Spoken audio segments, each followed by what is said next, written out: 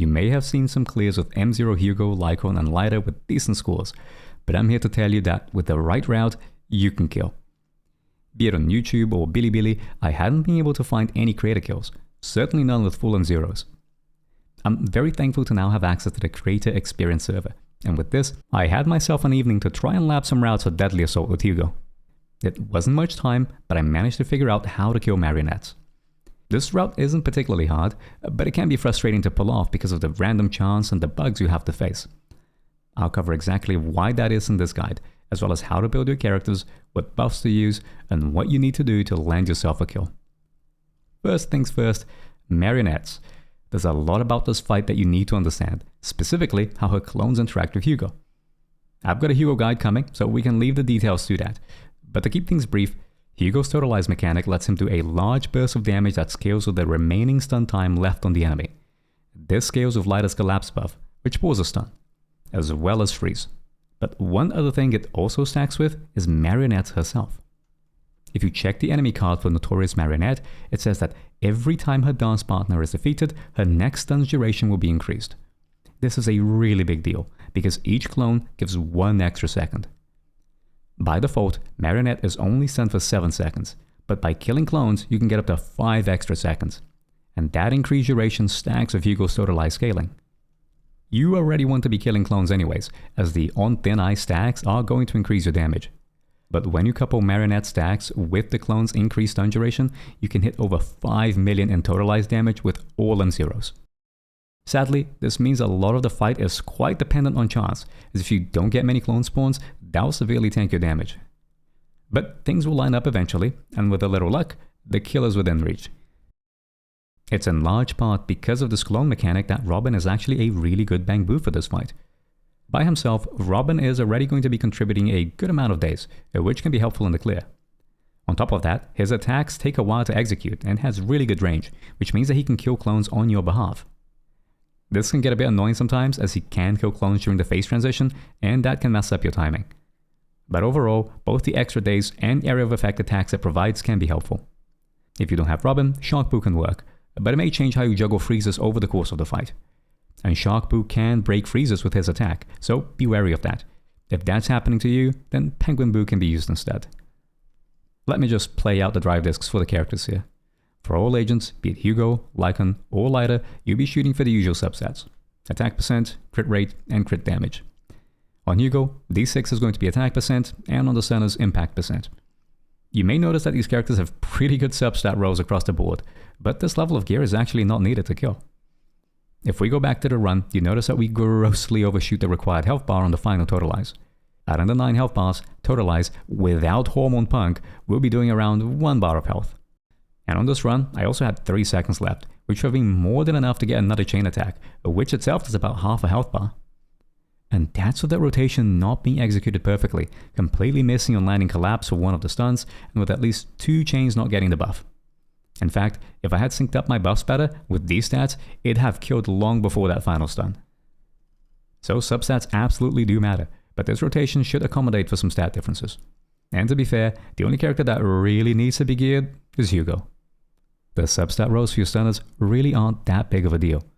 And some of my first run attempts with the standard creator server gear on them, I was going into the final stun with only half a bar of health left, more than enough to kill. That doesn't mean they should have no gear though, as you want them to at the very least be able to kill clones while on field. When it comes to the build, you want to shoot for 88% crit rate on Hugo, as he gets 12% from his core passive. After that, it's just however much crit damage and attack percent you can get. No need to be picky. Hugo will want D4 being crit damage, and D5 can be anything you get with good rolls. Attack percent is saturated by Hugo's flat attack buff, damage percent is saturated by Lighter's buffs, and pen percent destructively interferes with Hugo's death shred from his Wenjin, so genuinely anything goes. Although Hugo's Wenjin does interfere with pen percent, it's a beast of a weapon, and unlike some substat variances, this really does matter. Hugo's signature is pretty strong. And Lighter's even more so, which means both of them are going to be running their own weapons. Lycaon though won't be using his signature. We won't be basic attacking all that often, and the more energy to feed Lighter's morale the better, so Kaleda's Wenjin is the best pick here. When it comes to drive disc sets, Hugo's only real option is Hormone Punk. Managing its uptime is not too difficult, but there are parts in a rotation where it's important to be mindful of its cooldown. 2-piece is Woodpecker, because even with substats this good, hitting 88% crit rate without it just isn't feasible. For the stunners, it's just 4-piece Protopunk and 4-piece Shockstar. Despite Protopunk only lasting 10 seconds, because Hugo ends the stun early, most, if not all of your burst will benefit from it if you can open the stun with a defensive assist. Shockstar is pretty decent too, as the dazed thresholds for this fight can be very tight. There is tech that allows Hugo's Totalize to benefit from swing jazz buffs, a sort of chain overflow, but we won't be using it here, as that means sacrificing chain attacks. Technically, it's better to have Shockstar on Lighter over Lycaon, as we won't be using Lycaon's basic all that much, whereas Lighter will be spending his morale on basics every cycle. But I got very lucky with a godlike 5 damage percent D5 on Protopunk, so Lighter's the one that has it on this clear. Both have 2-piece swing jazz for the energy regen. Technically, Shockstar 2-piece can be used instead of swing jazz on whoever's running Protopunk, but given Lighter needed to be spending energy to get his morale, and with the tight energy requirements at the very end, I found it more comfortable to run swing jazz. There's 2 buffs that can be used for this fight, Raging Storm and Worn Out. Raging Storm is pretty good for Hugo, as its EX special and ultimate damage increase should scale with Totalize. It also provides crit damage and Death Shred, which would scale strongly with his Wenjin. The other buff is Worn Out, which increases Dazed Out and chain attack damage. If a chain attack lands, then that's an extra 25% stun damage multiplier and 20% attack. In theory, Raging Storm should be better. Most of Hugo's damage is from EX special and ultimate Totalize, and crit damage percent sees the least saturation out of Hugo's stats, and the Death Shred would scale very well. But I found more success using Worn Out. This doesn't really make sense, as stun damage percent is being saturated both by Lycaon's buff and Marionette's high stun damage percent multiplier. Not to mention that the attack percent bonus is saturated by Hugo's core passive. Even still, I found that the extra damage from double chains, and most importantly, the 10% daze increase to be very helpful. So that's the one we'll be using for the run. It's also the reason why we won't be using the chain overflow attack, as we want to get the most out of Hugo's chain attack damage. Before we go into breaking down the fight itself, there's a lot of issues you need to be aware of. For one, Marionette teleports and moves around a lot, which means Lytra is going to miss. Not just once, but twice, 3 times, 4 times. Honestly, most of my runs restarted because of this, so get prepared to be frustrated.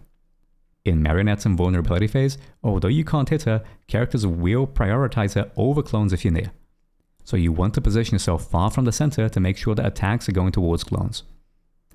And if you want to hit Marionette instead of the clones, the inverse can happen, with attacks being aimed towards them instead. You also come to learn by doing this fight that Lycaon loses invulnerability on his 3rd basic before he finishes it. It's really annoying, and it's in large part why we don't want to be using Lycaon's basics all that often. And clones will absolutely body block you, especially on defensive assists, which can completely throw off runs. It even messed up the kill run, although it was salvageable. But above all, you may notice that sometimes Marionette's stun bar decreases a lot faster than expected, even if you killed clones to extend stun durations beforehand. I was at first stumped as to what was going on, but it turns out that there's currently a bug of Lyta's collapse, where if you hit 2 targets, only 1 will be inflicted with it. And this isn't a creator server thing either, it's on live servers right now. So you need to watch out for this, as it can massively tank your totalized damage if it happens. Unfortunately, you don't get much control over it. You can try to get Lyta's finisher to land when no clones are around, but really that's mostly down to luck. Either luck on the spawns, or luck on the coin toss of whether the clone or the Marionette gets collapse. So if you have some time to spare, do make a bug report so this gets fixed, as it's a big deal for Hugo teams. The one last thing I'd like to cover is go through a few key points that help during the run. Lycaon's charge basic will trigger freeze before its final hit, and this is a problem, as when triggering stuns with it, it will also immediately end freeze. This means losing out on stun time, which isn't good. But both his EX and regular special will trigger freeze and stun simultaneously on the final hit, so it's a handy way of initiating stuns if you're close to freeze. And naturally, you always want to initiate stuns of Lycaon's defensive assists or reactors, so that you benefit from his core and additional ability. Another thing to be aware of is that Lyta's quick assist mechanic works based on stacks. When his bar turns purple, you've gained a stack. If you can get Lyta into the field without using up his quick assist, like through a defensive assist or even just a regular quick assist, you don't use up the stack and get to use it again later, even if his bar isn't purple. This is very handy for triggering double chains on Hugo, but can also be a problem, as it's capped at 1. So if you bring Lyta in without using up the stack, then spend gauge, you still have a stack in stock. But if you then build his gauge back up again, you don't get any extra stacks. Swapping in will use up your stack from the first time you built the gauge, but if you swap out, then back again, you don't get a second quick assist, despite having built the gauge up twice. Lastly, if you use a basic attack after Hugo's chain attack, he links straight into a dash attack. And if you do the same after his EX or ultimate, he goes into a charge shot. The damage is so-so, but both of these do build some energy. It's not like Hugo is missing out on energy, and between it and ultimates, you should always have enough to totalize every stun. But even without triggering totalize, his EX builds a decent amount of anomaly and decibels. Not to mention it also fills up Lyta's morale gauge. So using it out of stun if you've got the energy to spare is just good practice in general. With all of that out of the way, let's get right into it. The rotation is actually quite simple. Just stun really fast, burst really hard, then spend ultimates before Marionette's invulnerability phase. Then rush through the final minute to get them again and skip the final phase. It sounds simple, and it is, but there is some execution to it. So let's go bit by bit and comment on how everything plays out. With the opener, run in of Lycaon and do charge basics. If we land his dash attack at the start, we have energy for an EX right after the full strength, but it's usually better to hold back and do one more charge basic before sending it, so that Lycaon can track Marionette if she teleports. The EX builds Lida's morale and we swap him in. From here, just try and get as many defensive assists as possible while killing clones. That's kind of the gist of the whole run. We do land Lida's finisher on both the clone and Marionette, so it's a coin toss on whether collapse got applied.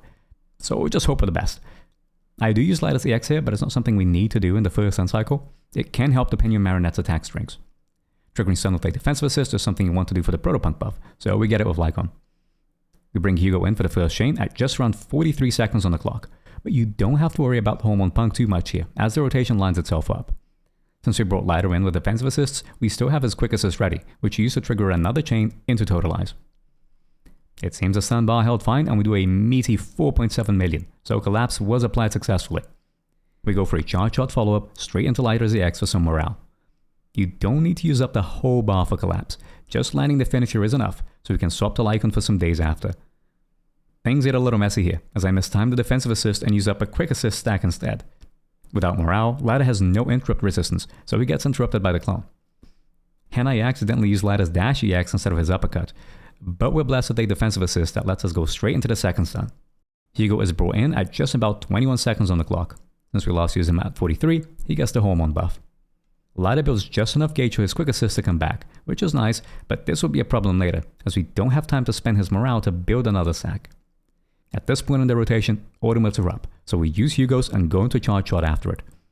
As we're under the 2 minute and 20 second mark, Marionette will want to go into her invulnerability phase. This is actually good for us. If we use both stun or automates, we'll be stunning far too fast for Hormone Punk to be up. So instead, we'll make use of the invulnerability downtime to delay things. So go straight into Lida's ultimate, then Lycaon's ultimate. We do not want to stun here, especially because we haven't yet had a chance to apply Lida's collapse. So we can just do one charge basic on Lycaon, then swap to Hugo. Since Hormone Punk is still on cooldown, we're safe. And Hugo is important for breaking clones, as you see shortly. Being an attacker, Hugo is guaranteed to kill clones with his moves, whereas stunners may struggle to do so unless very heavily geared. In fact, even being heavily geared still isn't enough to kill them with dodge counters if you don't get lucky with crits, so you always want to be on Hugo for this phase.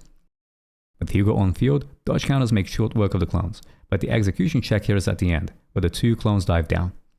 It's important to not dodge counter straight away, but wait a bit, as with the proper timing, you can get both clones with one dodge counter. And that gives us time to swap to Lycaon, where we'll gleefully wait for Marionette to hit him. Since the hit knocks him down, that gives us a quick assist prompt, which lets us swap Lida in without using up his stacks. Because we spent his quick assist stack back on the stun double chains, this is how we get around not having it up while still being able to shortcut his enhanced basics. After that, we land collapse, trigger stun of Lycaon, and then go into Hugo chains, bringing him in at 57 seconds on the clock and getting a hormone buff, as he last came in at 21. Unfortunately, no quick assist stack here, so I just run in an EX of Lida, as his morale is quite low and we'll need it back up for the next stun. From there, it's one more Hugo chain into Totalize. As we're quite full of energy and already triggered freeze, we can use one more EX on Hugo to help build Lida's morale and rack up some anomaly. Morale isn't built yet, but it takes over mid-basics, so we get to apply collapse early. From there, a double EX for days and morale just in time for a defensive assist. We get very lucky here with Marionette's shrink, giving us plenty of days on Lycaon's defensive assist, leading to a quick stun, bringing Hugo in at 36 seconds on the clock, just 1 second after Hormone Punk's cooldown is ready. Then it's the standard rotation as usual. We are overcapping on energy with Lycaon and have none on Lida to build morale. And since we use Hugo's EX out of stun, the anomaly gauge is starting to sync up, so Lycaon's EX covers both bases. A defensive assist comes up to bring Lida in, where we can spend his morale. The next defensive assist is an opportunity to swap to Lycaon in preparation for the stun while Lida applies collapse. Unfortunately, the clone body blocks Lida and he whiffs the finisher, meaning no collapse.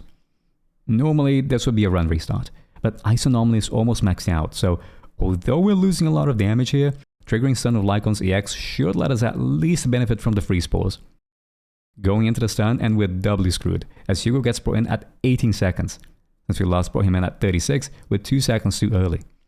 There is such a thing as stunning too fast. Not a problem as we're double chaining.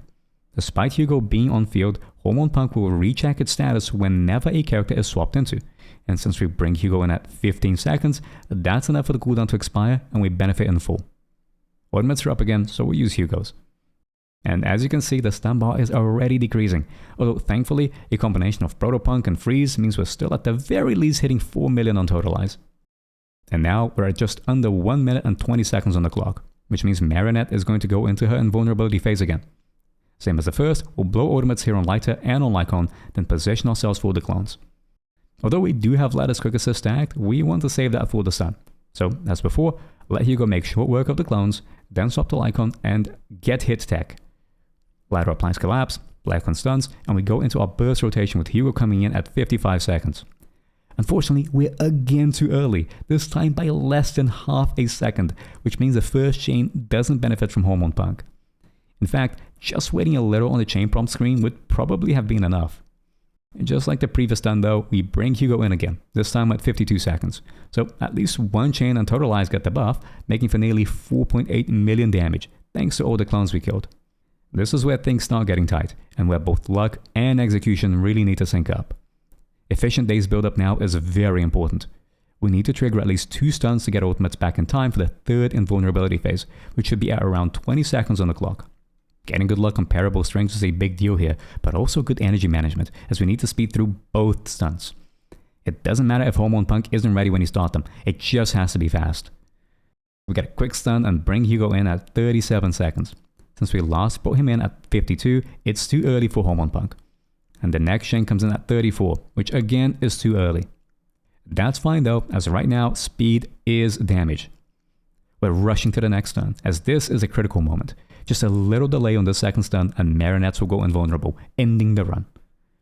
With some astronomical luck on Marionette's attack patterns, she animation locks herself with an attack at 21 seconds, giving us precious time and a defensive assist to cycle Ladder in for collapse. No need to spend the full gauge, collapse will apply either way, and Marionette will go invulnerable as soon as this attack is over. So we swap again to Lycaon for the stun and use his EX so that it lands right after Ladder's finisher for a perfect free setup to maximize damage. We bring Hugo in at 16 seconds, and since we skipped Hormone Punk entirely last stun, he's fully buffed. Since we've made it with 2 stuns, we have enough decibels for ultimates. With 14 seconds left on the clock, we could technically double chain here, but I wasn't taking any chances. So straight into Hugo's ultimate we go.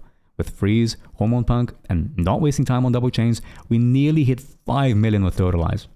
The boss is almost dead at this point, but since all of Hugo's damage is loaded on his total eyes, we won't be able to get the kill without another stun.